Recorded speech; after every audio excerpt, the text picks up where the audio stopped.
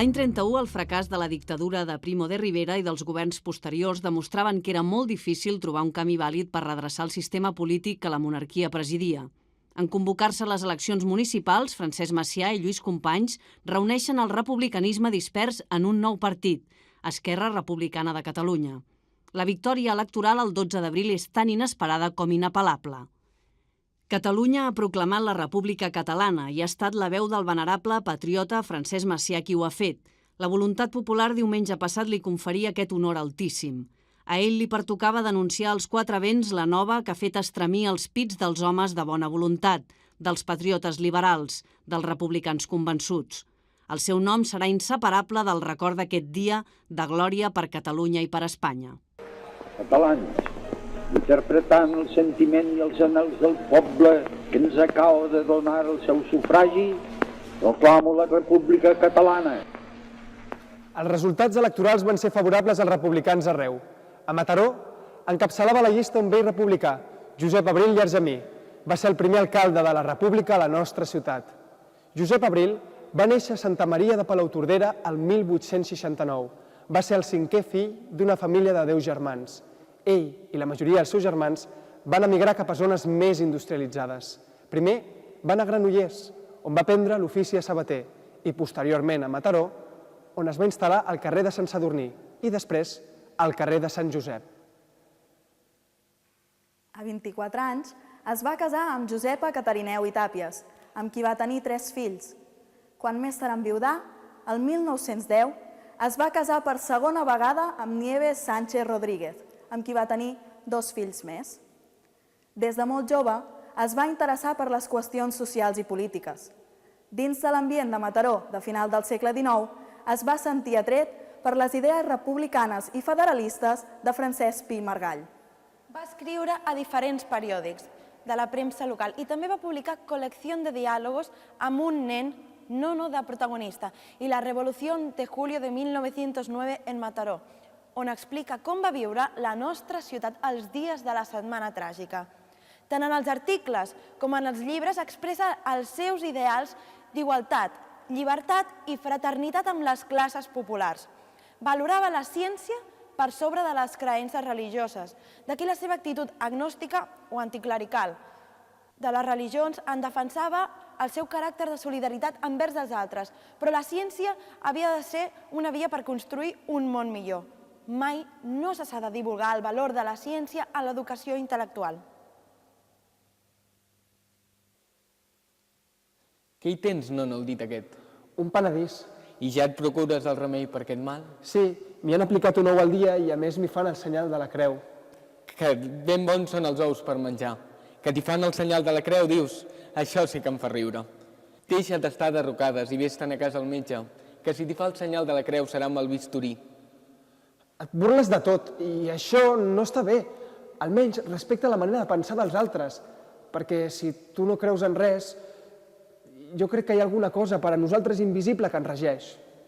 És a dir, que hi ha providència. Mal concepte t'has format de mi. Et faig saber que no em burlo de res. El que no puc deixar és de combatre tot allò que considero absurd. Que no sóc creient. Ves si crec en tot allò que és científic i racional. Que hi ha providència? Sí, n'hi ha. El parallamps és la providència que ens preserva del llamp. La gent ens preserva de les malalties contagioses i així per l'estil. Aquesta és l'única providència que existeix, la de que l'home es procura per mitjà de la ciència. Des de 1893 i al llarg d'un quart de segle, Josep Abril va ser el president dels Republicans Federals de Mataró, en diverses ocasions. Igualment, entre els anys 1899 i 1923, fou candidat del seu partit a les eleccions municipals i elegit en diversos consistoris. L'any 1902, ell i els regidors republicans van votar en contra de les festes en honor de la coronació del rei Alfons XIII. El 1904 proposà al govern municipal que contractés persones en atur per arreglar els carrers i altres obres públiques. Més endavant va presentar la proposició per a l'abolició de l'impost sobre el consum. Els republicans volien la separació de l'Església i l'Estat. Per això s'oposaven a la presència obligatòria dels regidors als actes religiosos de Setmana Santa o de Corpus. Des que fou regidor, ell anava a tots els enterraments civils per donar suport als familiars i a la idea laica de llibertat de creences i de cultes. Al 1910, el seu grup polític va demanar de potenciar altra vegada les escoles racionalistes i laiques, la majoria clausurades arran de la Setmana Tràgica, de les quals ell va ser un ferm defensor. L'obertura de l'Escola Moderna de Francesc Ferrer i Guàrdia a Barcelona l'any 1901 constitueix una fita cabdal per la pedagogia racionalista. Aviat moltes escoles que depenien d'ateneus i associacions obreres van seguir el seu sistema pedagògic, que va capgirar els continguts i la metodologia de l'ensenyament amb la defensa de la coeducació de sexes i de classes socials, aspectes que van desencadenar l'enemistat dels elements ben pensants i clericals. El 1906, Mateo Morral, bibliotecari de l'Escola Moderna, va perpetrar l'atemptat frustrat contra el Fons 13. Això va tenir com a conseqüència el tancament del centre i l'empresonament del seu fundador, acusat de complicitat. Josep Abril, des del Nuevo Ideal, defensarà Ferrer i Guàrdia. Tot el crim que ha comès el bo del senyor Ferrer és el seu mètode d'ensenyança, que està basat en la certesa que no hem de buscar el remei dels nostres mals en les religions, sinó en la ciència. Si l'escola del senyor Ferrer hagués estat sota l'advocació d'algun sant i en ella s'hi hagués ensenyat tots els dies el catecisme, encara que els seus alumnes i els seus professors haguessin comès els crims més horribles, de ben segur que el seu director no hauria estat detingut. Malgrat tots els enganys dels reaccionaris, estic convençut que el senyor Ferrer sabrà demostrar que és innocent. Mataró, 18 d'octubre de 1906. Ferrer i Guàrdia va ser absolt, però només 3 anys més tard, l'octubre de 1909, aquest cop acusat de ser l'instigador de la Setmana Tràgica, va ser condemnat per un tribunal militar i afusellat al fossat de Santa Amàlia de la presó de Montjuïc. El juliol de 1909 tingueren lloc els esdeveniments de la Setmana Tràgica. Originats inicialment com a protesta per la crida i embarcament de soldats reservistes catalans cap a la Guerra del Rif, es convertirien en una veritable revolució popular. A Barcelona, la insurrecció va desembocar en l'alçament de barricades als carrers, la sala comissaries, la destrucció o l'incendi de 80 establiments religiosos i l'enfrontament d'escamots de vaguistes amb l'exèrcit. El balanç final deixà entre 110 i 115 morts. A Mataró, coincidint amb les Santes des del 26 de juliol fins al 2 d'agost, es visqué en un clima de revolta relativament pacífica. Fou en gran part per l'actuació de Josep Abril, un dels principals protagonistes dels fets. L'any 1910 va publicar una petita monografia on relata de primera mà tot el que va passar a Mataró durant aquella setmana. Dijous 29 de juliol de 1909. Estava prohibit fer pa i algun forn en va fer. En una dona va anar a comprar-ne i no li'n van voler vendre, amb el pretext, segons es va dir, que el que tenien era pels senyors. Quan la dona va sortir del forn, va explicar a un grup que hi havia allí a prop el que havia passat. Acabava el seu relat quan va sortir del forn una serventa amb 2 pans. En veure això el públic, van assaltar el forn, van increpar l'amo i s'endugueren bastants pans. Aviat es va propagar la notícia de l'assalt a la fleca i els va formar un nombrós grup a la plaça de la Llibertat que comentava el fet. Uns lamentaven el caire que prenia el moviment, pronosticant que ben aviat degeneraria l'assassinat i el robatori. D'altres, que la fam més espantosa regnaria a les cases dels obrers. Els de més enllà deien, millor, perquè així anirem a les cases dels rics a buscar provisions. El que tingui gana que faci com jo. Solament els covards es planyen i moren de fam. La teva acció és la raó de la força. Amb el mateix dret que t'has apropiat d'aquest pa, podria prendre'l jo, i amb el mateix dret un altre arrabassar-me'l a mi. Què en trauríem d'això? Una lluita de feres. Doncs què? Potser ens hem d'estar creuats de braços i morir-nos de gana mentre hi ha magatzems que estan reblerts de munició de boca. Això seria ridícul i covard. Ningú no s'ha de morir de gana, ni tan sols passar-ne. Si es va a la sal, correrà la sang i no per això menjarem tots, mentre que d'una altra manera ningú no es quedaria sense menjar. Com ho faries perquè tots poguéssim menjar? Això, com ho faries? És ben senzill. Som al quart dia de revolta i no sabem els que pot durar. I encara no ens hem procurat de donar orientació a aquest moviment. I per què no ho fas tu? Aquí hi ha gent de tots els partits i les associacions que es van agrupar en el moviment de protesta. De ben segur que et donarien el seu suport. Si és així, ja podem anar a reunir-nos. Reunits al Centre Federalista Radical, diversos representants dels partits i societats obreres adherides a la protesta, vam acordar reunir el poble a la plaça per tractar de les subsistències i de si havíem de seguir lluitant. A l'hora en punt vaig sortir com a president al balcó i vaig dirigir la paraula a l'immens públic que estava a la plaça de la Llibertat. Ciutadans, els representants dels partits republicans, federalista i autonomista, socialista i agrupació anarquista i societats obreres m'han demanat que us presenti el pla següent per veure si l'aproveu. Esteu conformes en seguir la protesta contra aquesta inicua guerra que és assot dels desheredats? Sí! Esteu disposats a lluitar mentre Barcelona lluiti? Sí!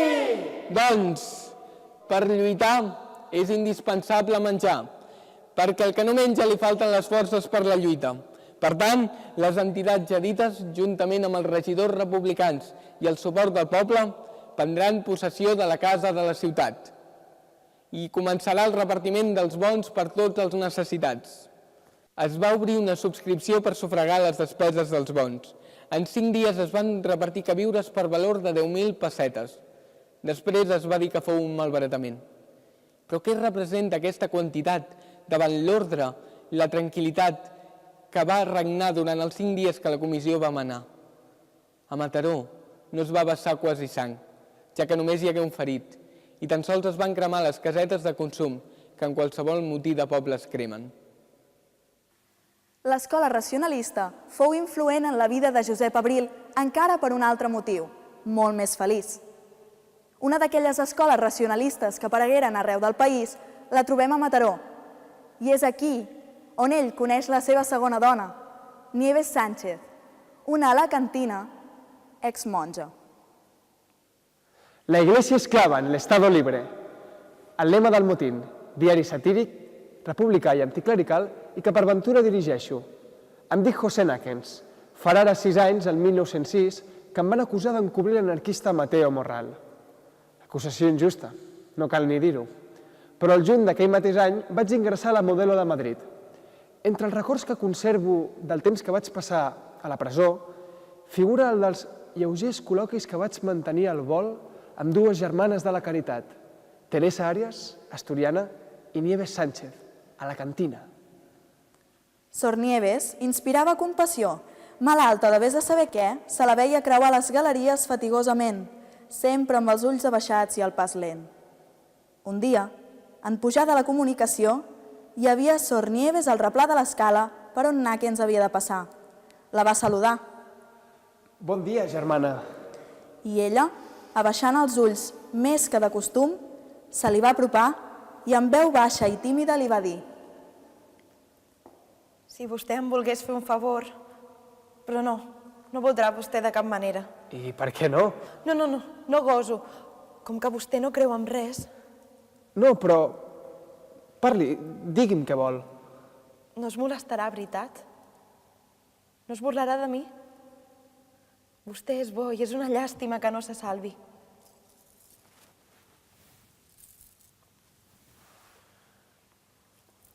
Em promet que no la llançarà? És de la nostra fundadora i molt miraculosa. Se la guarda? Gràcies, don José. Ja sabia jo que no era dolent. Faci-li molts petons i se salvarà. Des de llavors, cada cop que em trobava amb Sor Nieves, més pàl·lida cada vegada, li feia saber que el miracle no s'havia verificat encara, però ella em contestava invariablement: Ja es verificarà. Sí, vostè se salvarà. Reso totes les nits per vostè. El temps ha passat. Sor Teresa, l'asturiana, va abandonar la congregació, però segueix repartint els tresors de la caritat al front d'un asil a Buenos Aires. Pel que fa a Sor Nieves, sincerament, la creia morta. Però farà ara 6 dies. He rebut aquesta carta, datada a Mataró aquest juliol de 1912.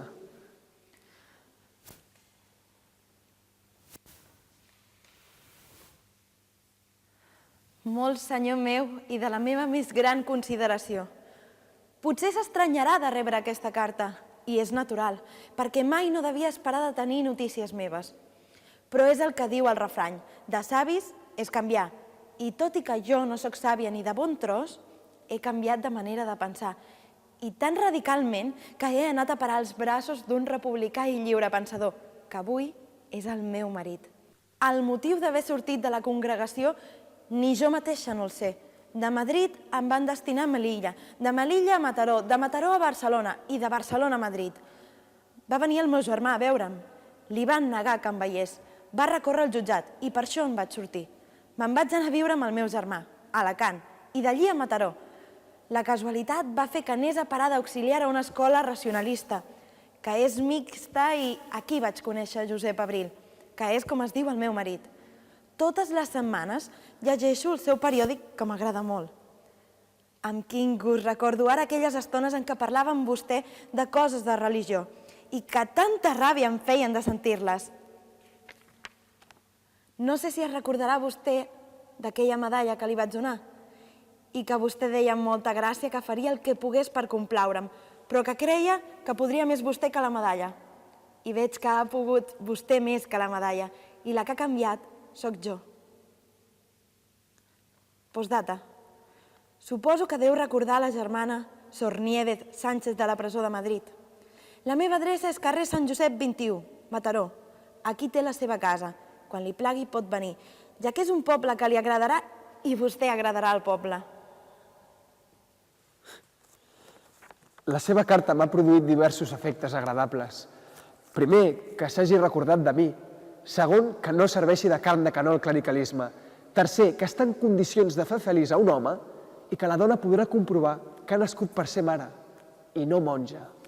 Això no va ser fàcil, senyor Nàquens. Ella era catòlica i jo no pensava trair els meus ideals. Vostè m'objectarà. No podries preveure abans d'enamorar-te com seria de difícil d'unir-te a una dona amb les idees tan oposades a les teves? Ja li contesto jo.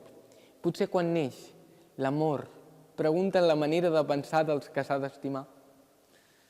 Per coincidències de la vida ens vam haver de relacionar amb Sor Nieves. Al principi discutíem per foteses. Després ens embarcàvem en temes de religió. Mai no ens enteníem. I per acabar la festa en pau havíem de canviar de tema. Perquè l'amor sigui vertader, necessita dies, mesos i anys de tracte continu, perquè allò que va començar per simpatia es transformi en afecte i més endavant esdevingui amor intens. Això és el que m'ha passat. Sense adonar-nos-en, hem ajuntat un abisme que ens separava. Durant els anys 20, moments de grans dificultats socials amb les vagues obreres i el pistolerisme, vosaltres, des de l'Ajuntament, sempre vau donar suport al treballador, fent de mediadors amb la patronal per posar pau al conflicte. Tanmateix, després del cop d'estat de Primo de Rivera, els ajuntaments constituïts legalment en les eleccions del 22 foren suspesos per reial decret, que manava substituir tots els alcaldes i regidors electes per d'altres que procedissin de classes adinerades. Caldrà esperar fins a les eleccions del 31. La dictadura de Primo de Rivera va tenir una gran resposta social, que es traduiria en la Segona República. En els comicis municipals del 12 d'abril de 1931, les forces republicanes de la nostra ciutat es van unir per presentar una candidatura comuna, amb el suport de la major part dels anarcosindicalistes i d'una part de la població que esperava un canvi. Com Francesc Macià havia fet hores abans a Barcelona, a Mataró, des de l'Ajuntament, es va proclamar la República Catalana. Els regidors republicans i socialistes van prendre possessió del càrrec mentre s'hissaven les banderes republicana i catalana. En aquests moments, pel balcó de l'Ajuntament va caure un bust del rei Alfons XIII. Aquests actes van ser seguits per una munió de gent que s'aplegaven al carrer davant de l'Ajuntament i tot al llarg de la Riera. El nou Ajuntament fou constituït el 16 d'abril al vespre i Josep Abril fou escollit alcalde del primer consistori republicà. Al juny, Mataró rebia la visita del president Macià. Durant Durant el mandat republicà es van llançar projectes innovadors entorn a obres públiques, nous centres escolars, la construcció d'habitatges amb la protecció de l'Ajuntament, un nou mercat cobert, la construcció d'un nou cementiri laic i obres d'urbanització per al desviament de les aigües.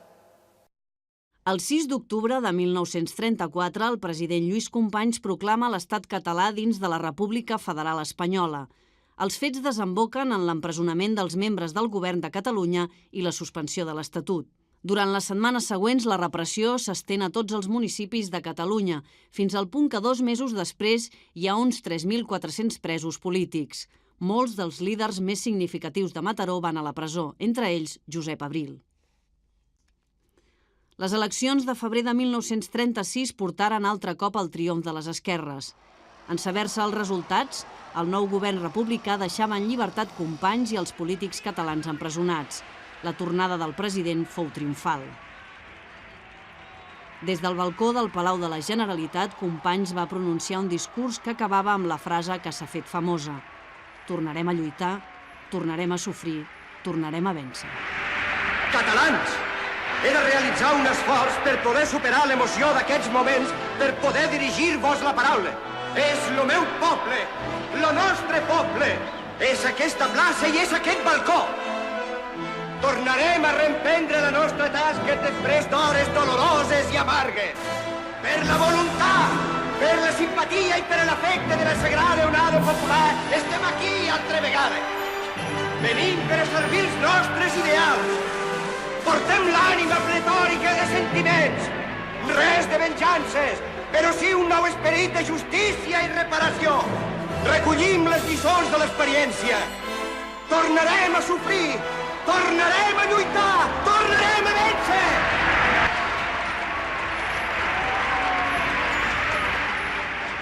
A Mataró, Josep Abril va formar part de la llista del Front d'Esquerres. Va ser regidor de l'Ajuntament durant el primer temps de la Guerra Civil i molt sovint va haver de substituir l'alcalde Salvador Cruixent perquè estava malalt. Immediatament, després del cop militar del 18 de juliol, va començar la revolució social protagonitzada bàsicament per la CNT-FAI, que cobria el buit de poder polític provocat per la rebel·lió. Als primers moments, la violència revolucionària va anar dirigida contra els símbols i patrimoni religiós, però no va trigar a anar contra les persones.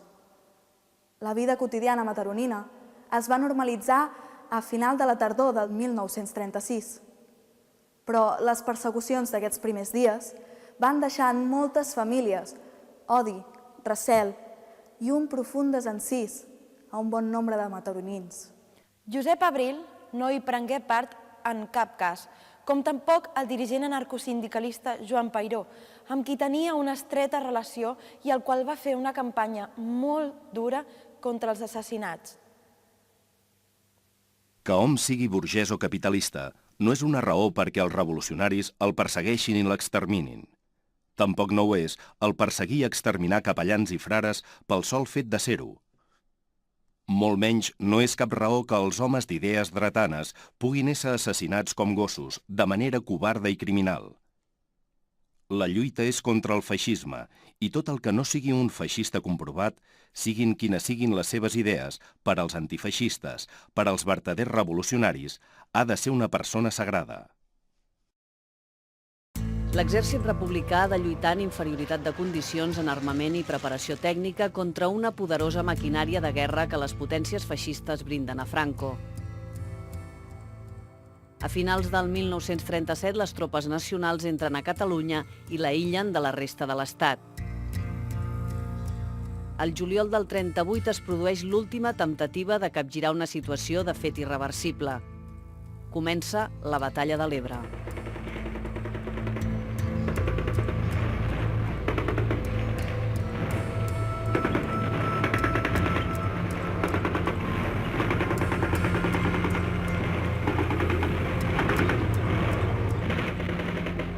Perdut aquest intent a la desesperada, l'ofensiva feixista del mes de desembre resulta un passeig militar per Catalunya. Barcelona cau sense que s'hagi disparat un sol tret el 26 de gener del 1939. A Mataró, la notícia de l'ocupació de Barcelona va ser coneguda ben aviat per ràdio. La nova situació va fer que el 27 al matí l'exèrcit republicà i els dirigents polítics haguessin abandonat la ciutat. Josep Abril, però, hi restà. Va considerar que no havent fet res de mal a ningú, no li calia fugir. A les 5 de la tarda, la divisió Litorio va entrar a la ciutat. El centre era ple de tanquetes i militars uniformats, mentre que per uns eren signes de victòria, per d'altres ho eren de derrota.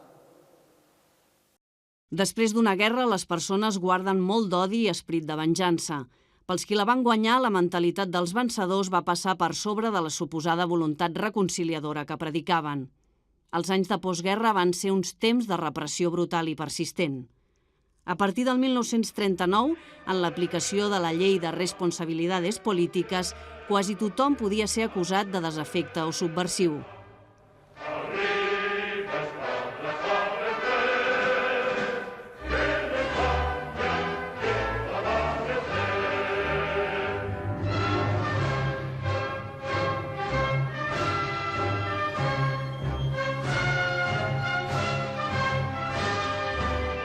La Falange i l'Ajuntament van col·laborar en aquesta repressió política lliurant llistes de gent considerada desafecte a les autoritats militars o fent informes sobre la buena conducta i adhesió al movimiento.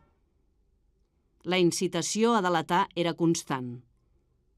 La majoria dels detinguts eren acusats per persones emparades en l'anonimat. Els judicis es tramitaven en un breu espai de temps i sense cap garantia jurídica. Molts detinguts no coneixien els càrrecs que se'ls imputaven, fins que no arribaven al Consell de Guerra. Atención, atención. Los nombres de la siguiente lista preparados para el Consejo de Guerra. La falta de proves deixava indiferents als tribunals militars. Fallamos que debemos condenar y condenamos al procesado como autor de un delito de adhesión a la rebelión a la pena de muerte.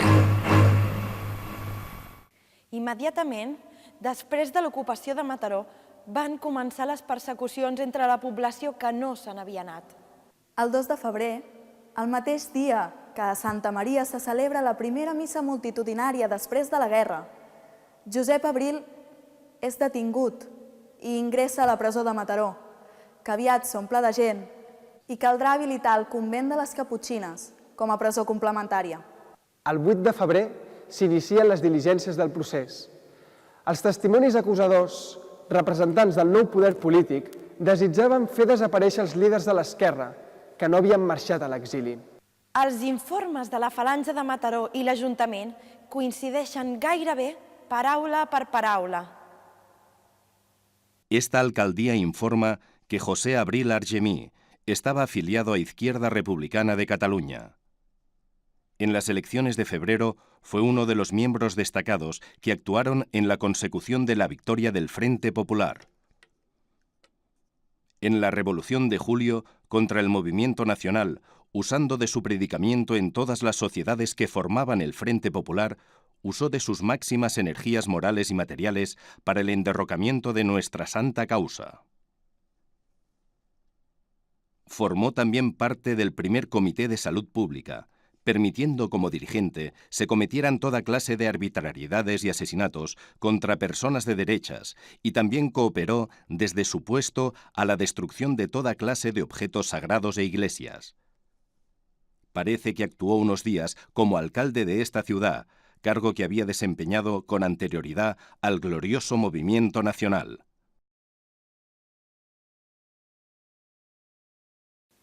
Ell negat totes aquestes acusacions, excepte els seus 50 anys de militància republicana.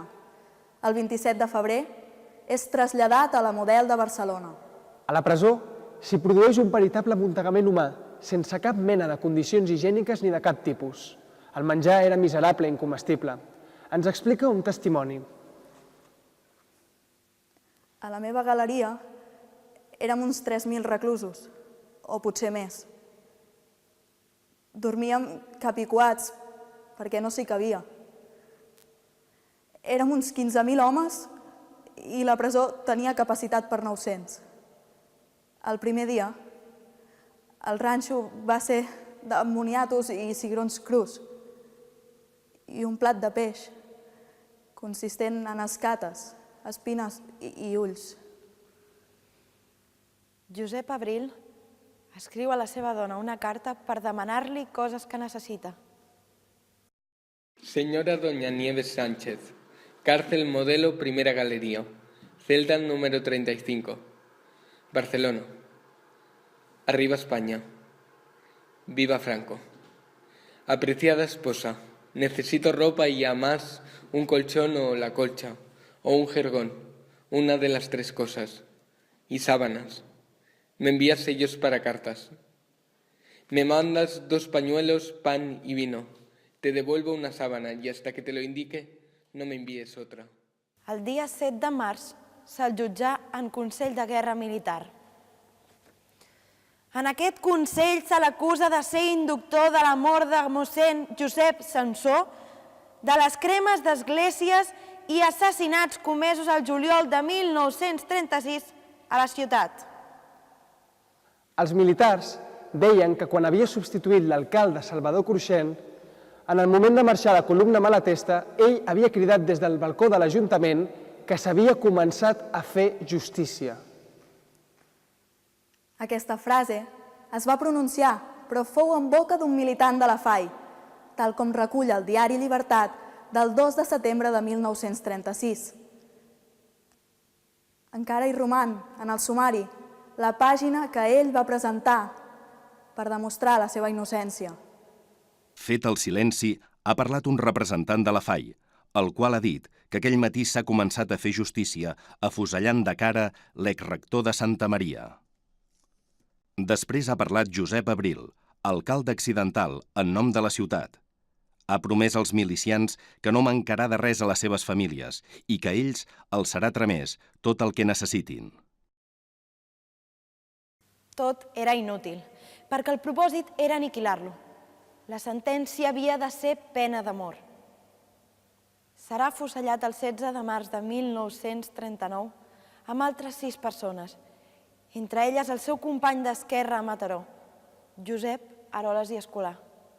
Els condemnats solien ser cridats pels funcionaris de la presó Model entre les 9 i les 10 del vespre, hora en què finalitzava el seu torn i eren conduïts a la capella, on es practicaven les diligències legals per entregar-los després al piquet d'afusellament que els duria al camp de la Bota.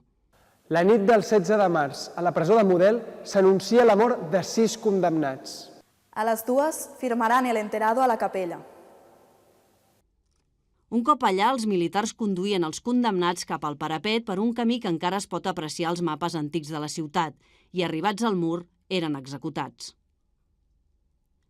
Gràcies al testimoni del vicari de Sant Adrià, mossèn Pere Ribot, ens podem fer una idea del passat d'aquell indret esgarrifós. El meu despertador era quan a les 7 del matí afusellaven els condemnats i pels trets de gràcia sabies quants havien mort cada dia. José Aroles Escolà. Àngel Montañés Puig. Rafael Guillén Román. Salvador Macià Bassas. José Mainou Campeni. José Abril Argemí. Dijous, Barcelona s'ha despertat amb 5 graus i el cel tapat. Al vespre, plourà. Amb l'execució de Josep Abril i Argemí no es va matar només la persona, es va matar el republicà i les idees que aquest representà. Era l'ànima del republicanisme federal a Mataró i ho va ser fins a la seva mort. Després de la guerra, la pau no va ser per tothom. Els vencedors encara no havien acabat la guerra. 13 mataronins van ser afusellats.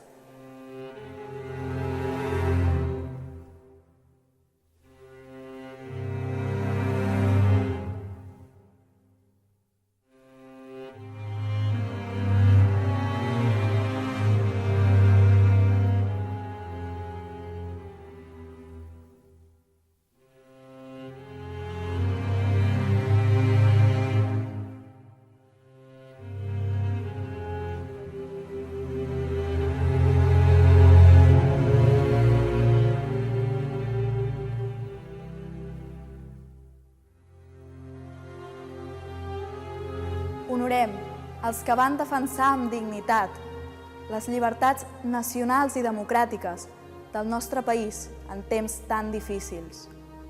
Aquest relat vol ser un record i un homenatge a cadascuna de les víctimes de la repressió franquista, persones que havien lluitat per la llibertat i el progrés.